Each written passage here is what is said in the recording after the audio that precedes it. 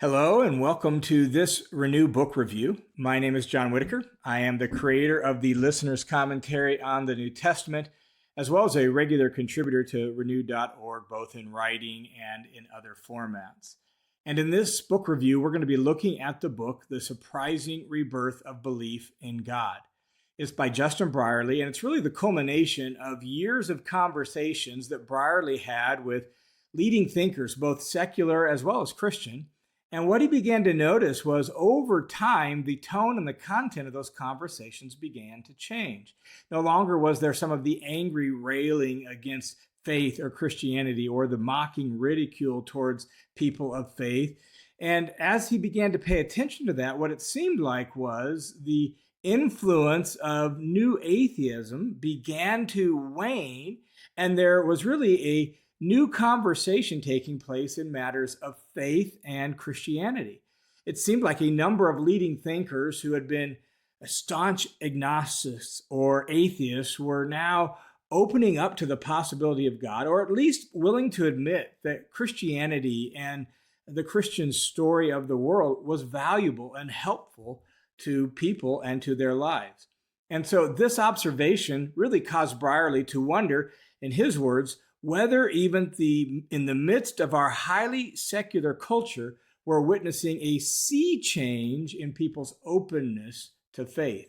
And that really became the impetus for this book.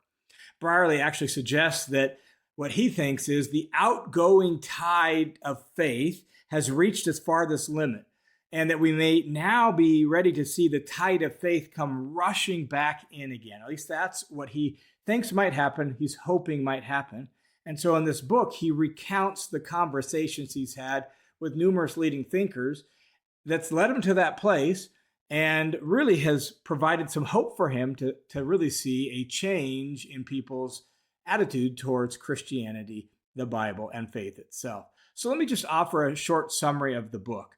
The book opens by narrating the rise of new atheism, how it burst onto the scenes in the early 2000s. It showed up with books and conferences and rallies. It railed against the idea of God. It ridiculed religion. It gained steam seemingly almost overnight. One of the more famous incidents he recounts is the bus campaign in London, where on the sides of buses around town, there was these little advertisements by the new atheists that said something to the effect of, "There's probably no God, so get on with your life and don't worry about it," and things like that. And he recounts this story, how new atheism just kind of grew up almost overnight and had somewhat of a quick celebrity status. If you're not familiar with the phrase new atheism, you might be familiar with names like Richard Dawkins or Sam Harris or Christopher Hitchens.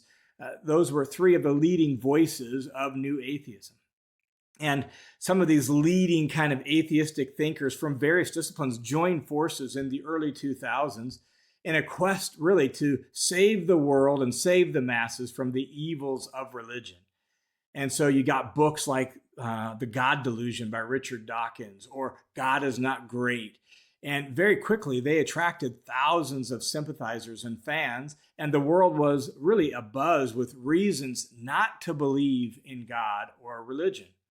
But surprisingly, their influence was rather short-lived, and new atheism began to fizzle out almost as quickly as they started. Really, in only about a decade, they started to fragment and fracture, and their influence began to wane.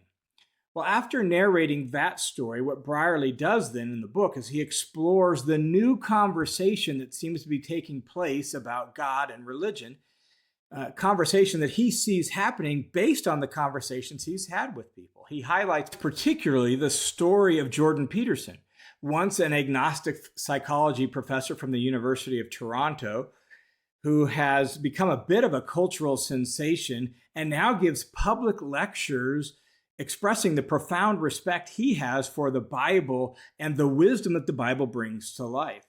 Brierley also shares other stories of key intellectuals who are changing their tune about the value of faith. Some are full converts to Christianity.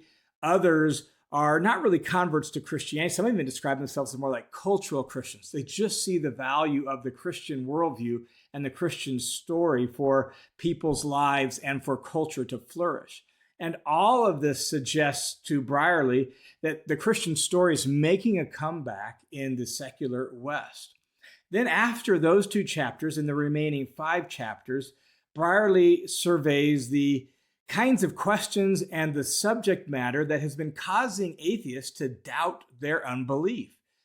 And he looks at things like history and shows how the values and virtues that even many unbelievers hold as crucial for human society are the result of Christianity and the teachings of Jesus. In chapter 4, he recounts how a number of secular thinkers are actually recognizing that the Bible is reliable. It's a good guide to history. It's a good guide to human meaning, and that there is a deep well of psychological, practical, and spiritual wisdom there. He describes in chapter 5 how recent scientific discoveries have led a number of unbelieving scientists to conclude that there must be some sort of super intellect or superpower that's behind the universe.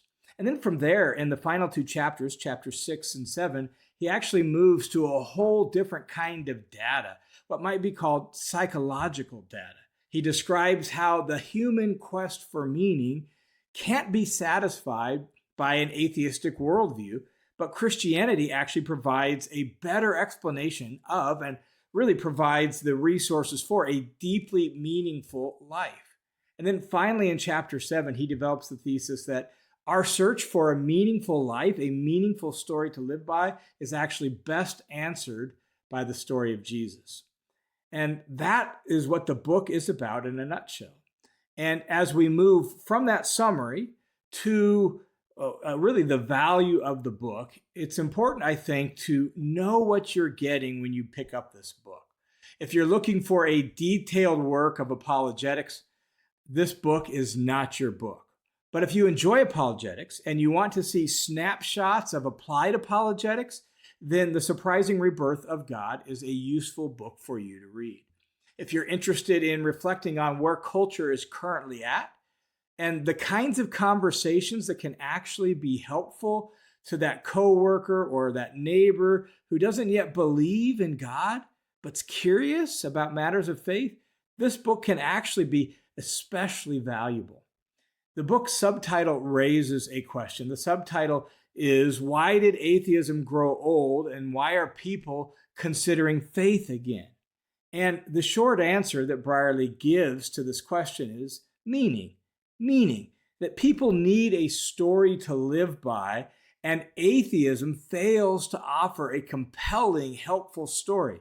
It fails to offer a better story than Christianity. And therefore, as secular people have experienced over the last handful of decades, and as atheism or agnosticism or a non-religious worldview has kind of gained a foothold in the secular West, people have experienced the scarcity of that meaning. And as a result, they're beginning to revisit the Christian faith again because they're finding that it offers a more complete story of human experience and that it holds greater explanatory power for the full range of human life. And so through telling people's stories and describing a few highlights from various disciplines of apologetics, Brierley actually sounds a note of optimism about the potential of people returning to the church or exploring the possibility of faith all over again.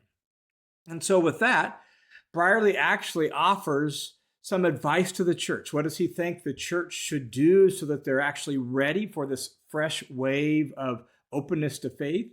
Well, first and foremost, what Brierley suggests the church should do is that the church needs to be prepared to actually tell the compelling story that gives meaning to their lives. And he thinks that's the Christian story, obviously. He suggests that we must not limit our apologetic resources only to facts and data from history and traditional apologetics about the reliability of the Bible. As useful as that material is, it's just not the first thing that most people need. Sure, there's some people that maybe right up front need that kind of material. But what Brierley says, and I think this is incredibly insightful, is that We have to help people want to believe before we can show them the truthfulness of the faith. And to do that, what they need right up front is an opportunity to engage with God's story and their story and the Bible's story, because it's a beautiful story that gives meaning to their life. And so in this quest for meaning, humans actually need to hear a more compelling story about why they're here and where they're going and what life is really about. And Christianity offers just that story. And so that leads to a key benefit of the book. It shows the kind of questions that we need to be asking and the kinds of conversations we can be having for those people who just might believe if they could see what Christianity actually offers. And so it reminds those of us who follow Jesus that we need to be winsome conversationalists, listening to people's questions and listening to their longings and hearing their stories in such a way that we can invite them to reconsider the value of the Christian faith, showing them just how useful and helpful it is to their lives, helping them want to believe. And then once they want to believe, we can actually then help them see the truthfulness of the Christian story by traditional apologetics. And one of the things that means for church leaders is this. This book can actually help you think through how you can form your people in your congregation to think in terms of Christianity as a big and better story of life and the world. And as you prepare sermons, how you can actually have that better story in mind, how you can actually be mindful even of secular folks who might be trickling into your church and who are just wondering, is there any usefulness to this story? And so that as you teach and preach and disciple and shepherd, you can guide people into this compelling story. The Surprising Rebirth of Belief in God is actually an encouraging read that reminds us that always being ready to give an account for the hope that we have entails more than maybe traditional apologetic arguments, that it entails giving reasons that include the full range of human experience, their longing for meaning, their experience with suffering, and what life is really all about. Because we humans are meaning-seeking creatures who need a grand story to live by.